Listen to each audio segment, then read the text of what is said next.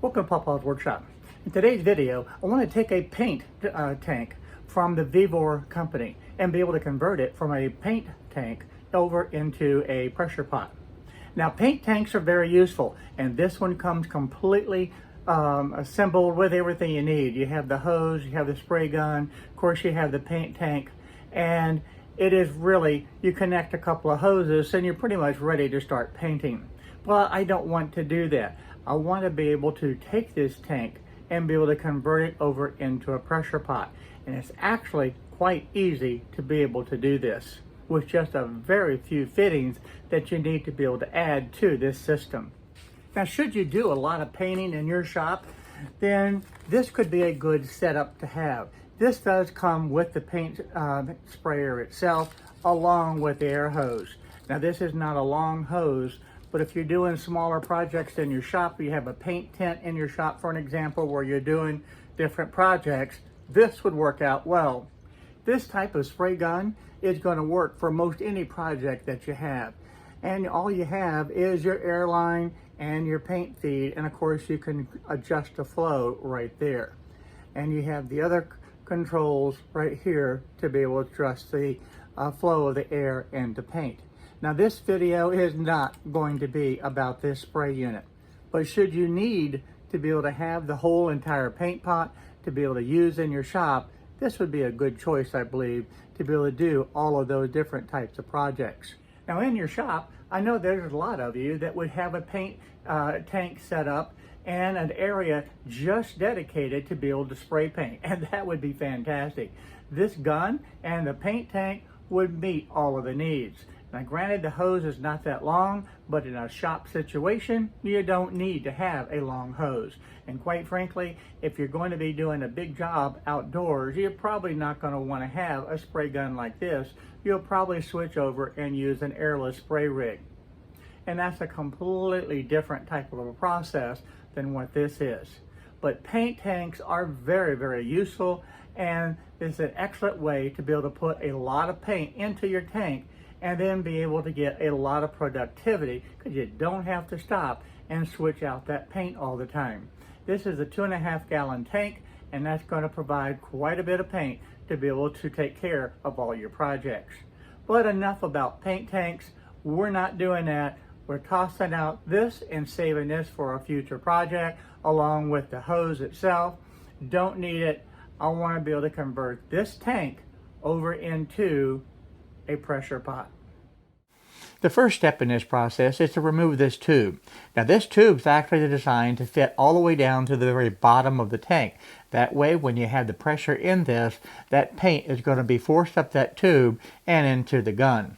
Well, we don't need it for this application. So I'm taking the pliers, unscrewing this, and removing it completely. And I'm just going to store this, and who knows, maybe at some point I'll need to convert this back.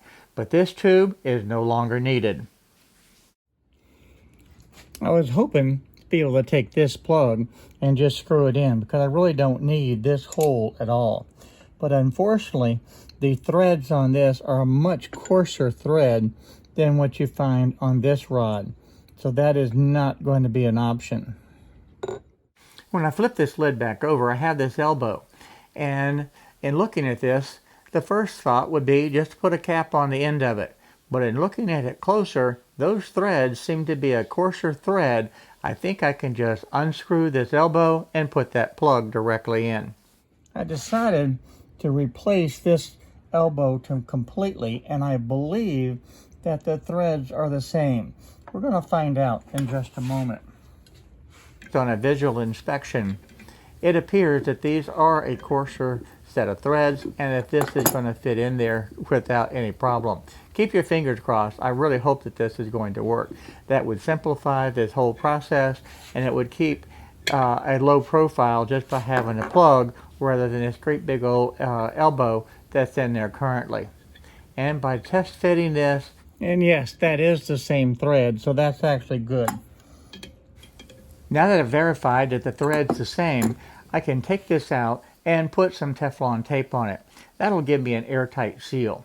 I'm just going to wrap this around the threads a couple of times, and that will be sufficient to be able to make this airtight. When you're working with the Teflon tape, make sure that you pull to be able to tear that. So those pieces will just be able to fold right down into those threads. You don't want to take a pair of scissors and cut Teflon tape. With the Teflon tape on there, just simply screw it back in place. I'll use the wrench and tighten that up. So this portion now is complete. I don't need to worry about this plug. It's completely sealed and it's airtight. Let's move on now to this side. This is where the regulator is going to fit on. Having this set up this way, you do not need this port right here. This was actually designed to be able to have the paint hose attached, and this is where the paint would be drawn out of the tank to be able to go to the gun. Well, I went ahead and took the elbow out and replaced it with this cap and screwed it in to seal this.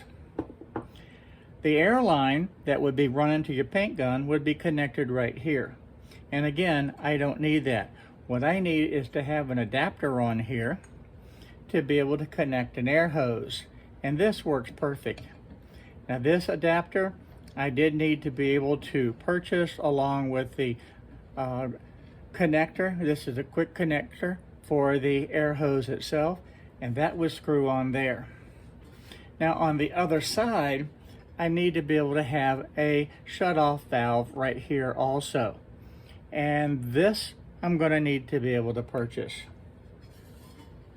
If you look around on this other side, you do have a safety valve right here, so if the pressure gets too high, this will release.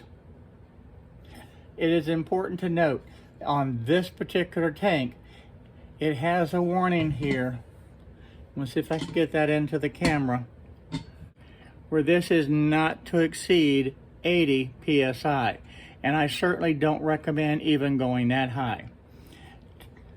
To be able to take care of the resins, all you really need is about 40 to 50 pounds of pressure, and that will work just fine. So this will be a perfect pot for this purpose. Before I permanently attach this, I want to put the Teflon tape on these threads. That way it'll ensure that it's going to be airtight. Now this is the exact same process that I used before when I was putting in that plug. I just wrap this around the threads a couple of times, stretch it, pull it, it breaks, and that is it. Smooth it down, and I'm ready to be able to screw in the adapter. Of course, I'm going to put the Teflon tape on the quick disconnect as well, because those threads need to be protected also to ensure that it's airtight. With the Teflon tape now on to all the threads, all you need to do is just simply grab the adapter, screw it onto this quick disconnect, tighten everything down good and snug, and then screw it onto the manifold. And of course the Teflon tape's already on that portion.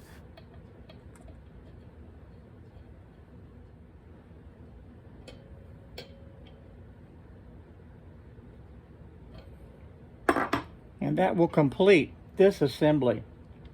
Now I'll be able to connect an air line.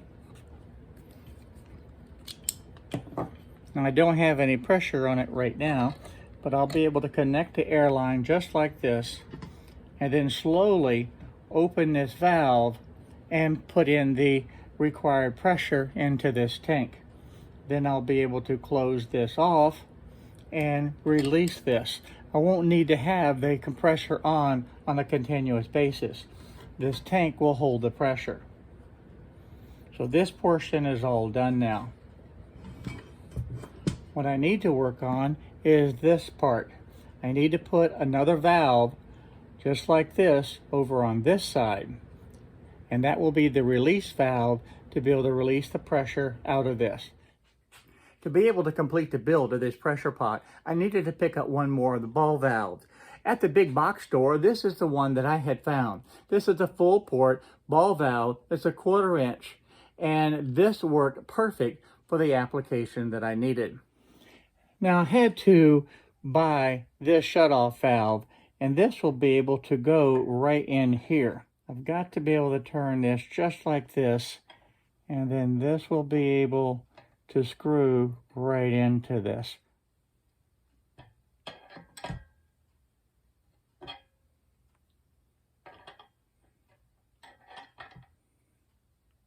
Now at this point, I'll be able to connect the air to this right here.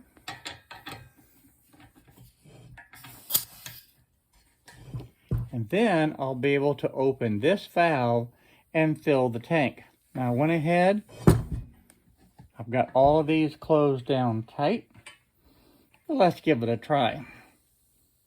I'm going to get this in the camera so that you can see the gauge. And let's turn this on. And when you have the resin in here, you want to be able to open this valve very slowly and increase the pressure.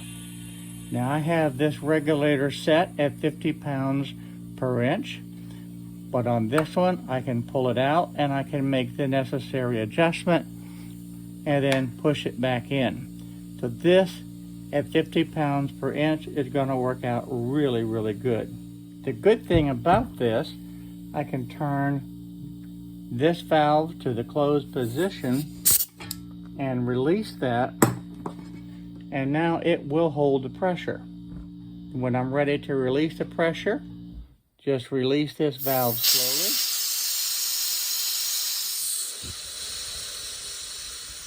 Open this.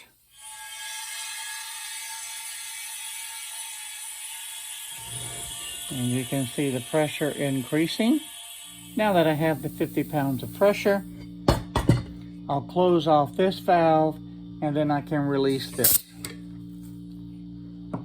At this point, it'll maintain the 50 pounds of pressure. So my new paint pot is working absolutely flawlessly. I'm going to let this sit now for about an hour and see if I can come back. And if this pressure is the same, I know that I don't have any leaks anywhere. Okay, it's been about a half an hour, and let's look at this. That is absolutely perfect. That's right on the 50 pounds, 50 PSI. That is perfect. So we're not losing any air on any of the various joints. I'm going to go ahead now. I'm going to release this pressure.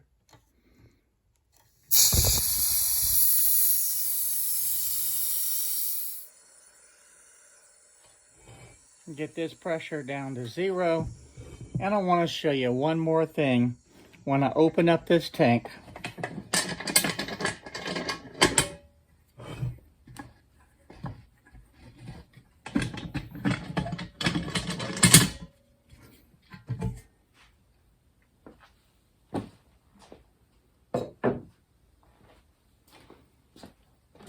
inside this pressure pot, this bottom is actually concave. You can't really set the resin down in here and have it on a flat surface. The solution to that is to be able to cut a piece of wood the same diameter or just slightly smaller and be able to set it down inside of there. That way, when you put your resin in, it'll have a flat surface to be able to sit on. I want to thank everybody for watching today. This was a fun video to be able to do, to be able to show you just how easy it is to be able to take nothing more than a paint pot and convert it over into a pressure pot. Why did I do this? Because my old one leaked and I could never get it to work. It was time for a new one. Now I'll be able to do some resin projects and I can't wait. I'm looking forward to being able to mix up some resin, put it in the mold, and get it into this new pressure pot. And if you would like to see some of those videos, please don't forget to hit the subscribe button right down below, and of course that bell notification. And by the way, if you like this video, go ahead and give me a thumbs up. I would appreciate it. And I look forward to each and every one of you in the next video. Bye-bye now.